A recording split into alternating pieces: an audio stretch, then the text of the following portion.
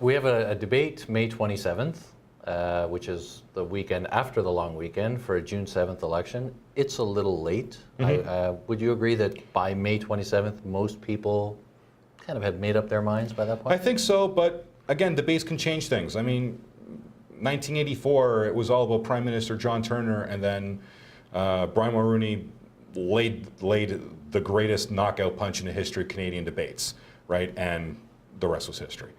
Michael Ignatieff's bid for PM died literally thanks to Jack Layton's knockout blow.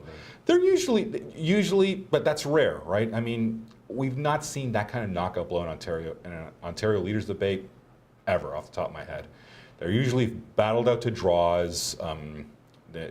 Everyone gets their talking points out, and that's the end of it. So, if the rest happens that way, then yeah, the debate's not going to have much of an effect. Sure, anything could happen. It is a little late, though, I find, in the election. It is late, Mind you, it's not their first one. They had one on CP24, Right. They had one in the north, so this technically is the third debate. That no one saw, yeah. Yeah, but I think this will be the one that people watch more than, Right. than the previous two. Right. Okay, so shifting gears a little bit, I saw something on the Main Street website the title of it was Is there a shy win, W-Y-N-N-E, so the Premier's name, is there a shy win vote?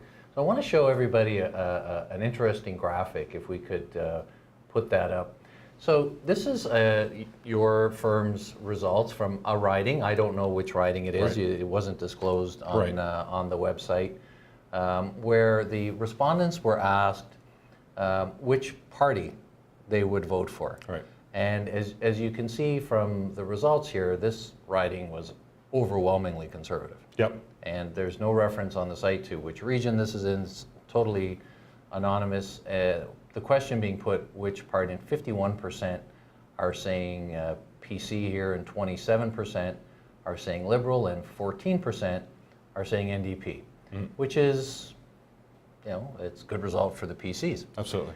Then further on in the article, you show another graphic, and maybe we can get that one up, where the question shifts to which candidate Right. would you vote for? And the PC number, although they're still ahead, you see that the Liberal number increases by 14% here, and the PC number comes down by 7, and the NDP number comes down to 11. Right. Nuance, different question. Which party are you going to vote for? Which candidate are you going to vote for? The Liberals have the most incumbents. Yep. So presumably a question like this would favor parties where the candidates are, let's say, better known. Right. And have been in office for a while. Maybe they've been a member for 2 terms. They've helped people. They're known in their communities for 8 years. What would we make of this? So I'll say this. I've talked to 4 Liberal incumbents in the last 2 days, and this polling, you'd swear that none of it applies to any of them. Sure. And, yeah, people are a little upset, but things are pretty good here. We should be okay. I think we're going to win our riding. And then Right. I look at provincial polling. I say there's a disconnect here. Right. So can you share some insight based on the graphic that we've seen, on the article that your firm wrote? What's really going on So out there? we've pulled, this is a riding, we've pulled multiple ridings, right? That's a service we offer. We've pulled about half the ridings in the province. We took this as an example, obviously not naming the riding, but we see a lot of this. Incumbents matter, and it's clear that the Liberal incumbent in this case, and in nearly every case, is adding a lot of support to that Liberal brand in their riding. It must be a little bit frustrating for the Liberals because they lost a lot of incumbents this election. I think they only have something on the order of 50 incumbents returning.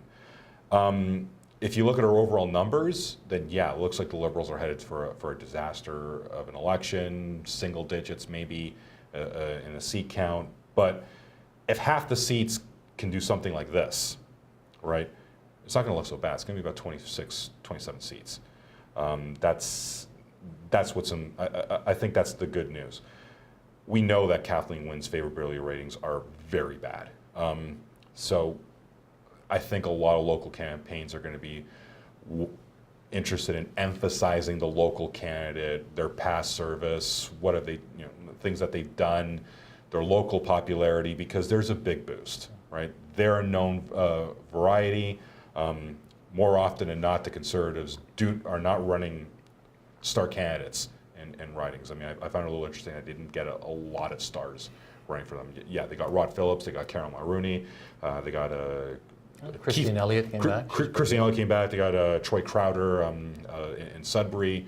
You know, you're always going to do well with a hockey player. He's running against Glenn Tebow in Sudbury. But when you're up against when you don't have these great known candidates, you're going to fall. You're going to be at a disadvantage here.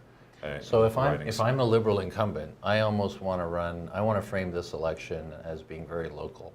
Me against him or me against her. Yep. Like, I've got a record of achievement, accomplishments. This person has never done anything for you. Vote for me. And remember, too, when people go to vote in Ontario, although the party name is on the ballot, you're not going to see Wynne, Ford, or Horvath on your ballot. You're going to see Smith, Jones, and Johnson, your three local candidates. That's right. So incumbency, would you say, is it generally worth 5 to 7%? The rule of thumb is 5 or 7. In that case, it's obviously a lot bigger. That's a good incumbent. That's that's a very good. Now I remember who it is. That's a very popular incumbent.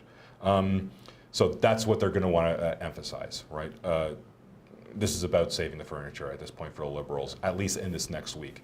If they can get their support back up to 25, 26 and close to the NDP, then they can start talking about being, being that main opposition voice. But as it stands, a lot of local campaigns, especially if they have long-term incumbents, probably should be. So if this election had happened 2 days ago, the Liberals were in big trouble. They would be in serious trouble, absolutely. All right.